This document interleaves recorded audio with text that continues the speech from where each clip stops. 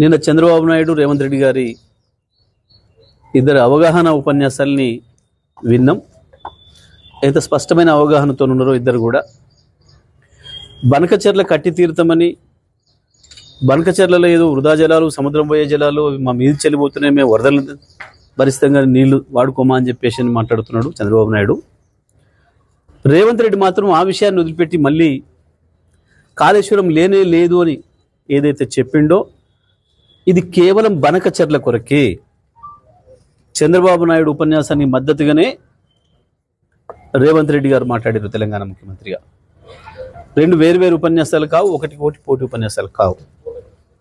చంద్రబాబు మాట్లాడిన దానికి సపోర్ట్గానే రేవంత్ రెడ్డి మాట్లాడిండు. లేనే లేదు కాళేశ్వరం అని మాట్లాడడం అంటేనే చంద్రబాబుకు వంత పలకడము.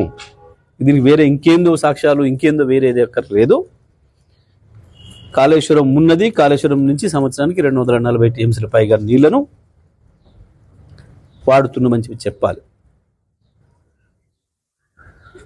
ఇది చెప్పకపోతే బనకచెర్లకు అనుమతి ఇచ్చినట్టే, తెలంగాణకు ద్రోహం చేసినట్టే, అందులో ఏం సందేహం లేదు.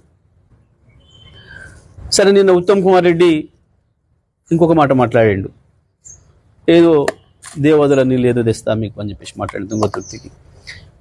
అంటే దీంతోనే వీళ్ళకి అర్థమైంది, ప్రజలకు అర్థమైంది, మీరు ఇన్ని రోజులు ఎస్ఆర్ఎస్ నుంచి తెస్తున్నాం నీళ్ళు అని చెప్పిన మాట ఏదైతే ఉందో అది అబద్ధం. గత 4 సంవత్సరాలు సూర్యాపేట తాలూకా, సూర్యాపేట జిల్లా రైతాంగం కావచ్చు, వరంగల్ జిల్లాలోని మిగతా ప్రాంతాల రైతాంగం కావచ్చు, వాడిని మొత్తం కూడా కాళేశ్వరం నీళ్ళు అనే విషయాన్ని నేను స్పష్టంగా చెప్పిండు ఉత్తమ్ కుమార్ రెడ్డి. ఇవాళ కొత్తగా దేవాదల నీళ్ళు ఇస్తారని మాట్లాడుతున్నాడు. ఈ ముఖ్యమంత్రి చేస్తున్న ద్రోహం ఏదైతే ఉందో తెలంగాణ ప్రజలకి, తెలంగాణ ప్రజలందరూ కూడా అర్థం చేసుకోవాల్సిన అవసరం ఉంది. రైతాంగం కూడా తగు రీతిలో స్పందించాల్సిన అవసరం ఉంది. నిన్నటి స్వాతంత్ర దినోత్సవ సందర్భంగా చేసిన ఉపన్యాసాలు చంద్రబాబు నాయుడుకు ఉపయోగపడే పద్ధతుల్లో, చంద్రబాబు నాయుడు ఉపన్యాసం కొనసాగింపులో భాగంగానే రేవంత్ రెడ్డి కూడా మాట్లాడిండు. అది ఒక్క మాటలు చెప్పాలంటే చంద్రబాబు నాయుడు రాసిచ్చిన ఉపన్యాసాన్ని రేవంత్ రెడ్డి మాట్లాడాడు. కానీ డ్రామా చేసి ఏదో మీడియాలో, డబ్బా ఛానళ్ళల్లో ఏదో ముఖ్యమంత్రులు పోటీపడి మాట్లాడిన కొంతమంది వేసినారు. బహుశా వాళ్ళకి అర్థం కాకనా, అవగాహన లేకనా, లేదా వాళ్ళ స్పాన్సర్డ్ ప్రోగ్రామ్గా వేసినరా. నిన్నటి మాత్రం చాలా స్పష్టంగా బనకచెర్ల కుట్రకి అనుకూలంగానే తాళం వేసిండు, తందనాలు ఆడుతున్నాడు ముఖ్యమంత్రి రేవంత్ రెడ్డి తప్ప ఇంకోటి కాదు. ఎట్టి పరిస్థితులలో బనకచెర్లను వ్యతిరేకించి తీరాలి. గోదావరిలో ఒక చుక్క కూడా నీళ్లు లేవు ఇప్పుడు. ఇవాళ మిగులు జలాల సమస్యనే లేదు.